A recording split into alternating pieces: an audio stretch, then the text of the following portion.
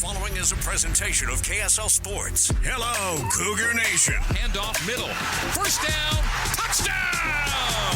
And listen to the Cougar Nation. Every Monday night, we break down the Cougars' last game and look ahead to next week. Cougar Nation, brought to you by Central Bank. Here's BYU insider Mitch Harper and Matt Baiamonte on Utah's legacy home of the Cougars, KSL News Radio.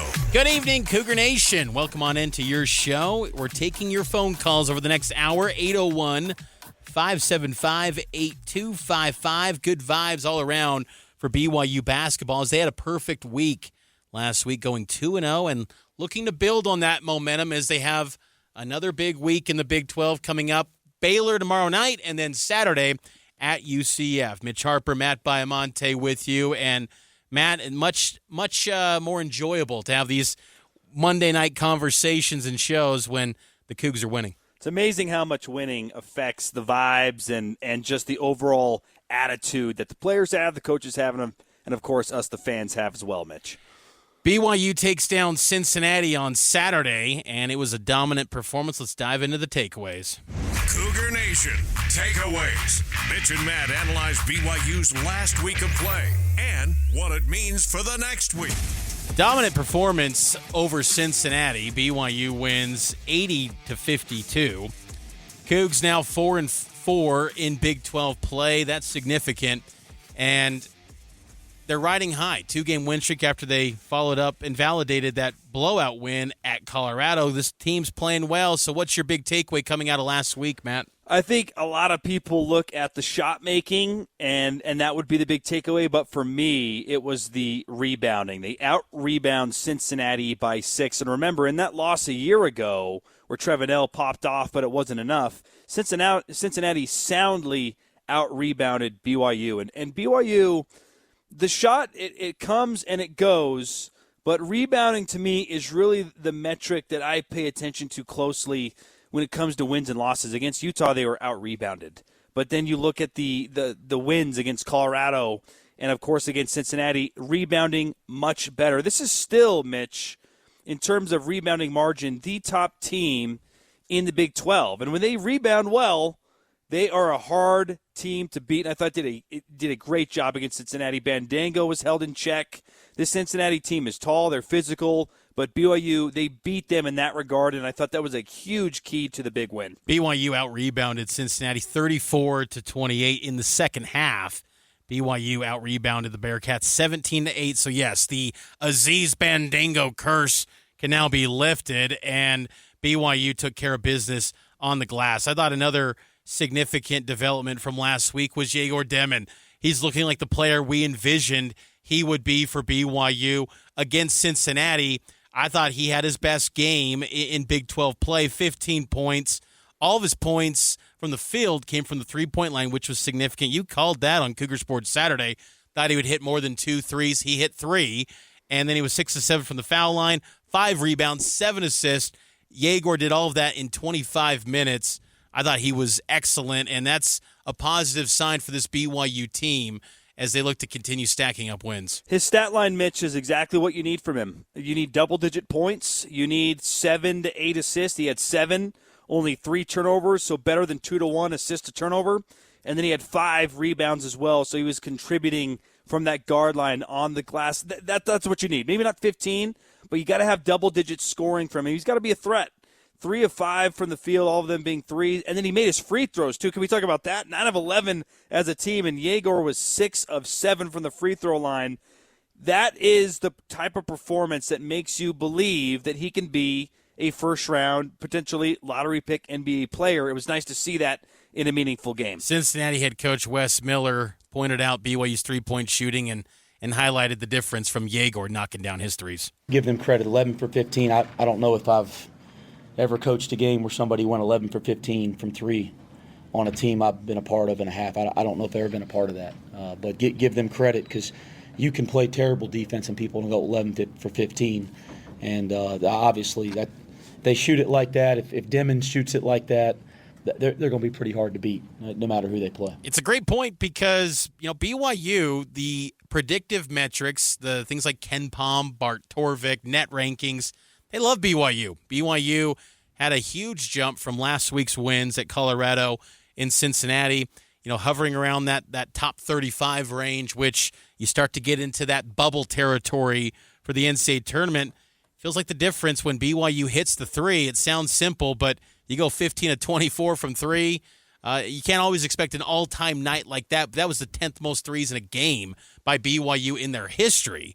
But still, it shows the potential of this team that they can get hot, and it can be a thing of beauty to watch. And that was my other takeaway, Mitch. As I said, a lot's going to be made about the shot making, but it was the rebounding. But at the end of the day, Mitch, you got to make shots. Someone told me today, who knew that making shots in basketball would be so impactful to wins and losses? And I think we overlooked that at times. And some of these losses, they're shooting well below 30% from three.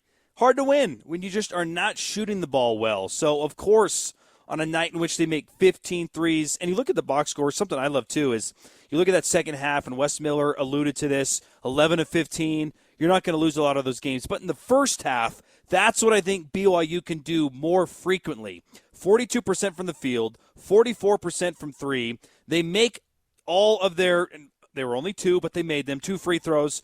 Those are numbers that they should be striving for consistently, because if they can rebound well, and if they shoot it, maybe not to the tune of 44%, because that would put you near the top of the NCAA shooting percentages across the country.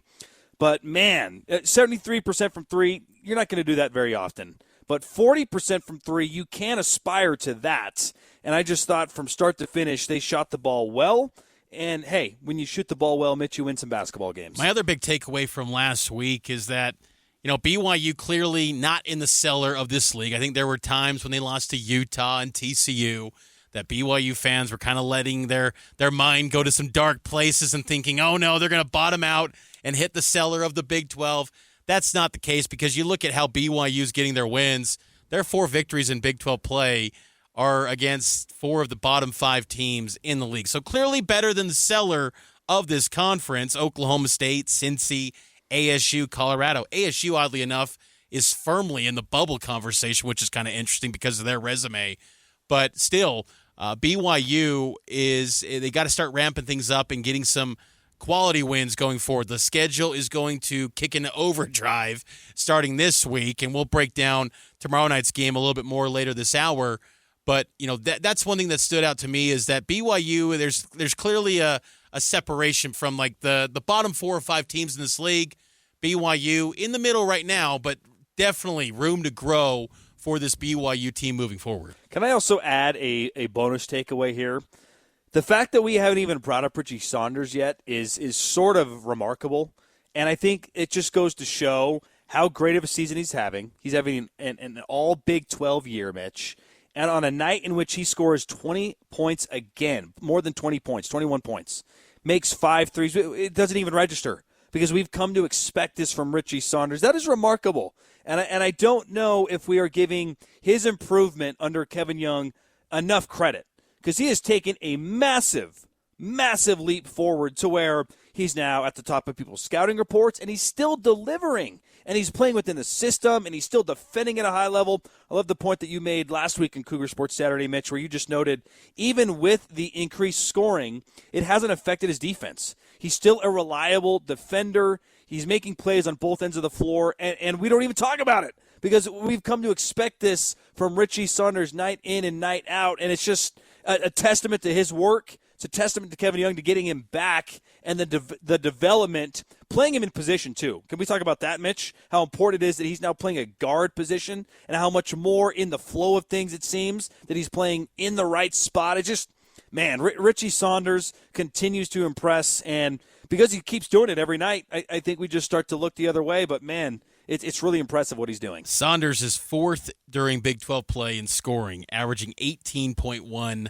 points per game. He is a bucket every single night for BYU. So you're right. Richie Saunders definitely deserves credit pretty much every night. This is no longer some flash in the pan. I think a couple weeks ago you thought, can BYU be a team that gets the NCAA tournament if Richie Saunders is the number 1 guy? I feel confident saying yes, they can, because Richie has leveled up his play and answered the call to be that top guy for BYU every single night. And then you pair it up with Yegor Demmin, who doesn't have the weight of the world on his shoulders. I think that's helped Yegor's feeling of, hey, he doesn't have to be the number one guy every night. That's Richie Saunders now. Yegor can just do his thing, and when he does it at a high level, man, it's fun to watch with this BYU basketball team. We got to take a break, though. On the other side, we'll get to the question of the day. We'll take some of your phone calls as well. 801-575-8255. Cougar Nation, sponsored by Central Bank, voted best bank and mortgage in Utah Valley. Visit them online at cbutah.com. Central Bank, proud sponsors of Cougar Nation here on KSL. We're taking a break. We'll get to the question of the day next here on Cougar Nation.